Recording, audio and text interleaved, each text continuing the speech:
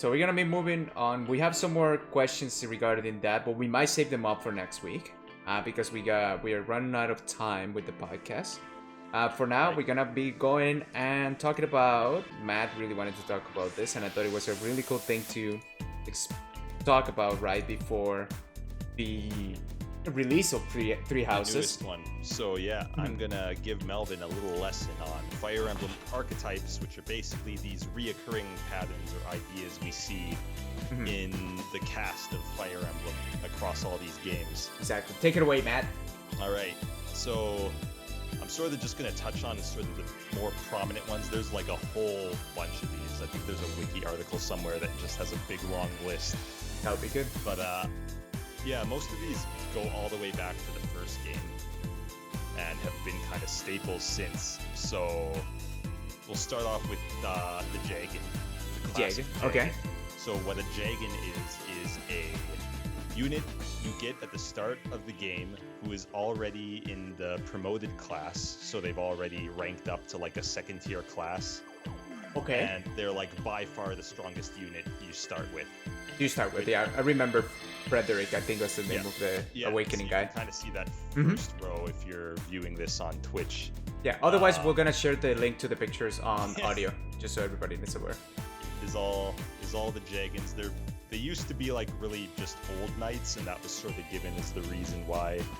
Basically, there's sort of like a handicap you start with the idea being that eventually, because they gain so little EXP and so little growths, they're eventually going to fall off, and you're going to have to start using other units. Yeah. So the idea is they're these old experienced knights who are kind of out of their prime, like they're still a lot more experienced than these new recruits, but they don't have much room to get better. Yep. That sort of hasn't really stuck though. A lot of these units are just great the whole game through, like Frederick. Oh, Frederick was great though. Seth can solo all of Fire Emblem 8. Titania can solo all of 9 from what I've heard as well. That's awesome. So what about Gunther? Gunther hasn't actually stuck that much. Gunter? Yeah. You wouldn't have gotten Gunter because you only played Birthright. Oh no. But yeah, he also joins early on in Revelations and sort of acts as that role. I guess the closest thing in Birthright Conquest would be either Felicia or Jacob, whichever one you start with. Yeah, right. So they're already promoted and fairly strong compared to the other units you start with. Yeah, I don't think I ever put Felicia in my team. I think in I tend to ignore these as well because I don't like pre-promotes because I just like building up units from the ground up. So yeah, recently Jagans typically go straight to the bench in my games. Oh yeah, you got Gunter in Conquest as well, but it wasn't early on. It was sort of halfway through. Oh, okay. So by that point, you already had like powered up some of the enemies. Your Three Houses, I feel like the Jagan is probably going to be the teacher, if anything. Could be, right? Yeah, because I doubt it can't really be any of the students. Have you seen Raphael though? Like that absolute unit of a character. Have you seen Raphael's stats? I have not seen them. They're the 4th lowest of all the students. Oh, that hurts me. He's gonna become a unit though. You'll see. Maybe. Anyway, we'll move on to the Christmas Cavaliers, which are a personal favorite of a friend of mine. Alright. So the Red and Green Knights, or the Cain and Abel. So in the first game, these were a pair of knights under Mark, Cain the red one and Abel the green one. So yeah, for whatever reason, this seems like a weird trend, but it's kind of kept up throughout them all. Typically, they'll just be people who serve under the main lords, but you'll always have a red and a green knight who are fairly basic in what they can do, but they're kind of like the first mounted units you get. Yeah. And they're usually closely associated. There's a few exceptions, like in Tellius, the Green Knight is part of Ike's mercenaries, where the red one is part of the Royal Knights, so they aren't immediately associated with each other. And then in Fates, you have ninjas instead of knights.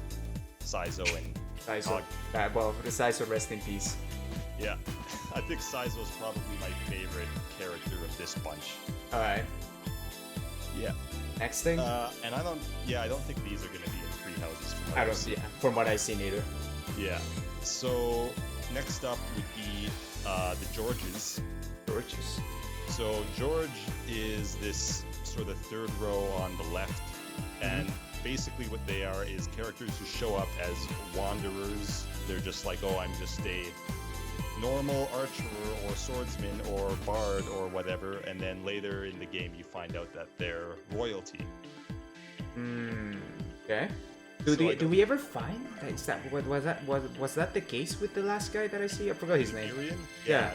You wouldn't have gotten far enough for him to reveal that, but yeah, he's from, like, the whole other continent that he fled from because it was getting taken over by a big bad guy. Okay, I see. But yeah, this is another one I don't think we're gonna see in Three Houses because no one needs to hide they're a noble At this point, no. academy. Yeah. The next one, though, I think we've already seen in Three Houses, and that's the Tikis, which are basically just little dragon girls. For whatever reason, we always seem to get one. We get one of these a fair bit. Hey. I shouldn't say always, because there's not that many. There's not that many, yeah, I was gonna say. But it looks like we already have one in Three Houses with the silly hair girl who talks to the main character. Yeah, I'm not a huge fan of this one. I mean, you don't have to put it in the team. You can expel them from the college. Maybe. Oh, yo, wait, can you even? I didn't even think about that. Can we expel people? Anyway, continue. I don't think so. Anyway, this next one is one of my personal favorites from a gameplay standpoint, because they're the inverse of the Jagan. They're called the Est, and they start off as terrible units, but have really good growths. Okay. So the idea is that they will eventually, like, even though they start off really bad, they'll grow really fast and become stronger, quicker. Oh yeah, I remember this freaking camper guy that used to die so much. You liked Mozu though, didn't you? I did like Mozu. So I kind of have them in two rows here, and that's because the top row is characters who have this trait that you kind of get near the end of the game, which makes them even harder to train up. Okay. Because everything is super strong, and then the lower row is they're also these like low stat, high growth characters, but you get them near the beginning of the game. Okay. So it's a bit easier to train them up, and this is a bit more of a recent thing. These characters you get earlier on that are weaker, and I think we're gonna get one of these in the Golden Deer. The Golden Deer has one character who has incredibly low stats just compared to everyone else, so I assume they're gonna have high growths because it seems like they're somewhat plot important. They're like the only character who starts with 2 crests or something. Oh, okay. That's good because that's the one I'm picking. Yeah, so yeah, I always like this because, like I said, Except for Donald.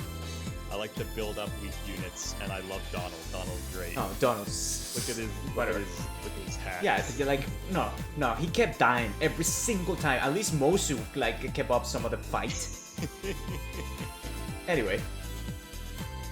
Continue. Alright, continuing on our list, next up we have the Navars, which is a...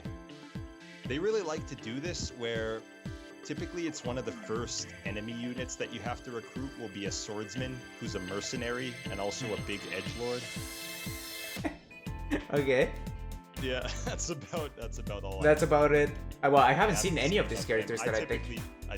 Yeah, none of these are from games you've played because you don't actually recruit too many enemies in Awakening or Fates. It feels like people just sort of join in cutscenes. You don't really have to go like maneuver a certain character to a certain enemy and talk to them to recruit them.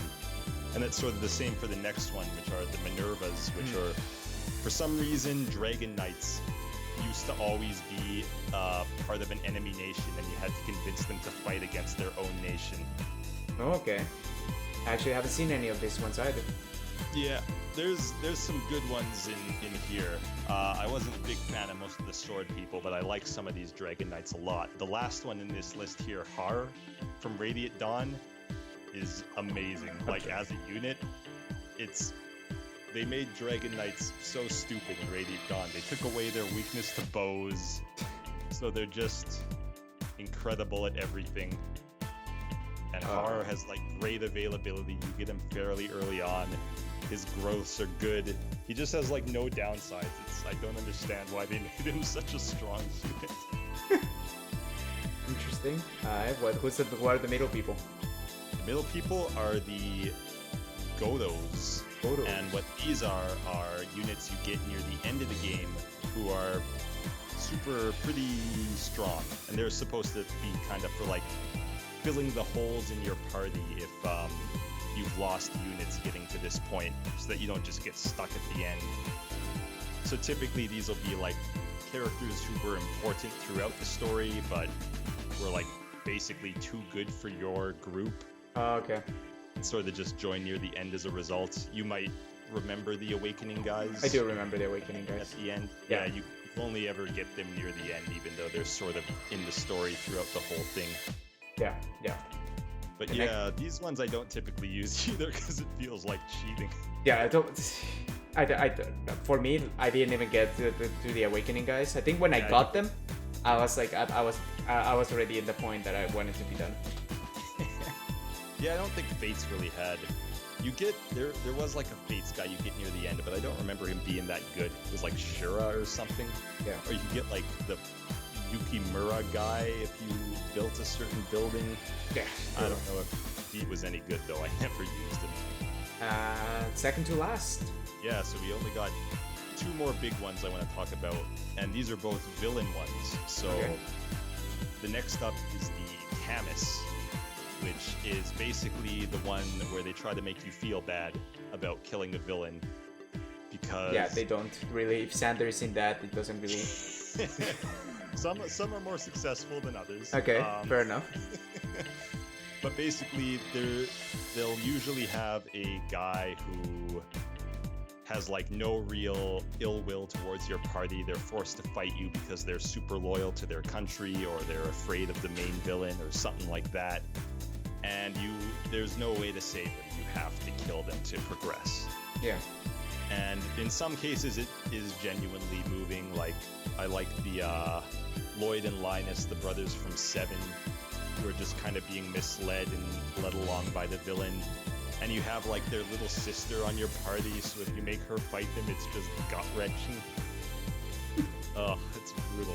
Oh no. And then who's it? This is... I like this archetype when it's done well, because I like that they try to humanize the villain side a bit more and make it clear that they're not all just jerks. Alright, and the last one? The last one is one of my least favorite archetypes, the Garnifs. There's always got to be some dumb dark mage behind the scenes, manipulating everything, and they're almost always just evil for evil's sake. And just really boring and dumb. There's a few here that are decent, like you can kind of see the third last one from Tellius sort of stands out. Yeah. Sephirin, he's a bit better because he's not just a complete jerk.